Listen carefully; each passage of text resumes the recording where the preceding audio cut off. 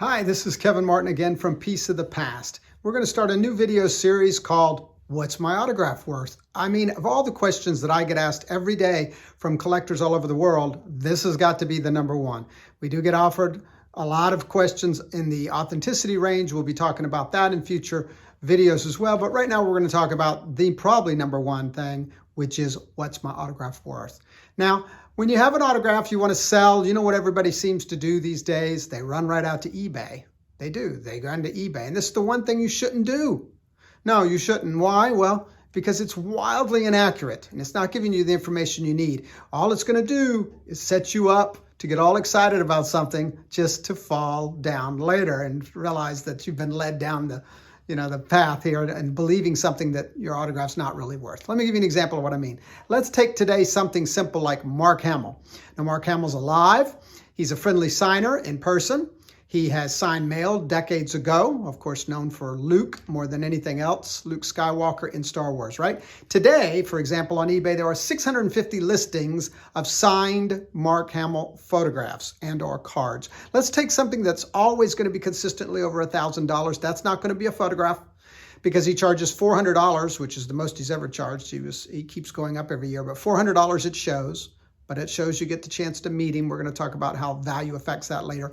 And then also, he charges less for dealers from private signings. So we're going to pick something that's always over $1,000. That's a rare chase card. That means the cards you can win in a pack of cards, Star Wars, that are numbered to 10 or 5 or even 1 of 1s. Now, of those right now, they're all over $1,000. So we're going to use that as kind of our baseline. We've got one that's offered that is out of 5. It's numbered out of 5 for $50,000. $50,000. This is true. It's on eBay. You can see it. There's another one that's out of 10 for $28,000. Well, you say, well, that's twice as many. The other one's at 50. That seems to line up, right? 25,000, 28,000. Yeah, no, stay tuned. That same one that was 28,000 is also offered for 18,500. Now that's almost 45% less. And then there's a 1 of 1. Well, that's even rarer for 15,000. A 1 of 1 that's a third of the price of the first one that I mentioned. And then there's one for 12,000. There's one for 10,000. Oh, look at this. There's one for 8,000. There's a 1 out of 5 for $5,000. So is it $50,000 that your card is worth if you have one of those out of 5? Or is it the $5,000 that it's listed? Well, neither one are selling. Neither one has sold. So it's neither of those. So what you do is you go up and then click in the top right, which nobody ever seems to do, under Advanced on your eBay screen. You put in the same thing about the Mark Hamill signed cards, only now you click the box that says sold or completed. Completed you don't really want because it doesn't mean it's sold, it just ended. So sold. And now what do you see? Well, you see another one of those out of 5 sold actually for $2,800, $2,825. Another one out of 10 for $2,600, and that 1 of 1 series, one sold for $1,200.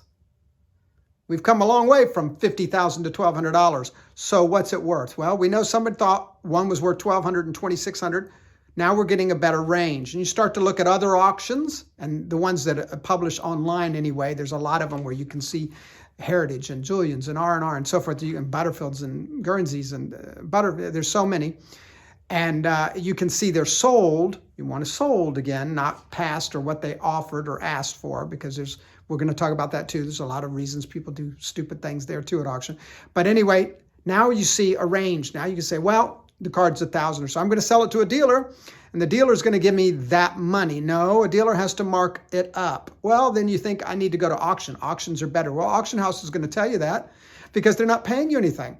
So they have no skin in the game. They just want your consignment. It's going to sell for whatever, and then they're going to tell you later, well, must have been the economy. So you don't want to do that. Also, the buyer's premium, when you go to an auction, you're thinking in your head, oh, this has got a 30% buyer's premium. That means if I bid $100, I'm going to spend $130. You're thinking of that, right? So they tell you as a consignor at the auction house, hey, that buyer's premium is paid by the person at the end. It's not coming out of your commission. No, it's not coming out of your commission, but it's certainly coming out of your pocket, okay? So because if someone's going to want to spend $100 for something and they know there's a 30% buyer's premium, they stop bidding at 70. Okay, so that's just the way it works. So that is coming out of your pocket plus the commission. So you often lose 30, 40% or more. I'm going to go list it on eBay myself. There's a whole bunch of reasons why that's a bad idea, especially if you don't have an established account. But eBay also is going to clip you by over 30%. PayPal, the rest, you're going to have trouble shipping it, and it's a nightmare. So in that 30-40% range, you're going to get that from qualified dealer. A good dealer like ourselves are going to offer you that kind of markup for themselves. So you're going to actually make more in most cases selling to a dealer than you would at auction or trying eBay yourself. So what's it worth? Well, make sure you click that sold thing to get at least a better idea instead of just getting excited, because I know if I had that card and I saw it for $50,000, I would think, Hawaii vacation, here I come. But no, it's not going to sell for that. It hasn't sold for that. Why that person's got it out there for that, who knows? Maybe he thinks someone will offer him $25,000, half, and think they're getting a great deal when in fact they're still wildly overpaying.